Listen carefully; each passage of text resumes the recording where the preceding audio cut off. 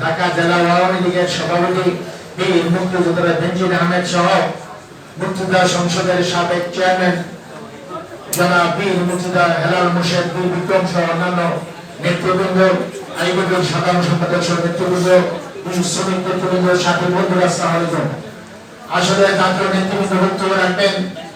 আমরা শুধু একটি কথাই বলতে চাই, আজকে যে সমাবেশ আপনারা উপস্থিত হয়েছেন, আজকে অপপ্রচার বাংলাদেশে বেশি চলছে।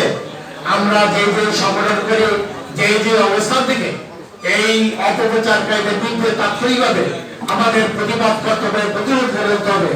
সাথে সাথে আমি অনুরোধ করবো সাধারণ যারা এটা কেন্দ্রীয় নেতৃবৃন্দ আছেন, তারা সারা বাংলাদেশে একটা কর্মসূচি প্রণয়ন করে সব জেলায় সাংগঠনিক সফল করে ঢাকাতে কেন্দ্রীয় একটা বিশাল জাতীয় সমাবেশ রাখবেন, যেখানে মুক্তিযোদ্ধার সন্তান, পেশাজীবী সংগঠন, গার্মেন্টের সমস্ত শ্রমিক কর্মচারীরা মুক্তিযুদ্ধের পক্ষের শক্তি সমাবেশ হবে এবং সেখানে দেখিয়ে দেওয়া হবে যে বাংলার শ্রমিক মানুষ, বাংলার মুক্তিযোদ্ধারা মুক্তিযুদ্ধের চেতনার পরিবর্তে কোন কর্মসূচিকে সমর্থন করে না।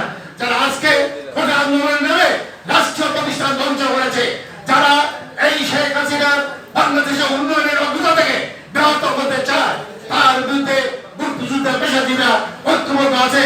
তারা বঙ্গবন্ধুর নেতৃত্বে যেভাবে বাংলাদেশের মুক্তিযুদ্ধ করে দেশ স্বাধীন করেছেন, আজকেও বাংলাদেশের প্রধানমন্ত্রী জননেত্রী শেখ হাসিনার নেতৃত্বে এই বাংলাদেশের অবসর থেকে প্রতিহত করে বাংলাদেশের উন্নয়নের অগ্রযাত্রা অব্যাহত রাখবে এবং মানব বন্ধন সারা বাংলাদেশে, ঢাকা শহর সহ সারা বাংলাদেশে আপনাদের পক্ষ থেকে মানব বন্ধন করা যায় কিনা এই ব্যাপারে বিচার করার আহ্বান জানিয়ে আমি আমার বক্তব্য শেষ করছি। জয় বাংলা, জয় বঙ্গবন্ধু, জয় বাংলা।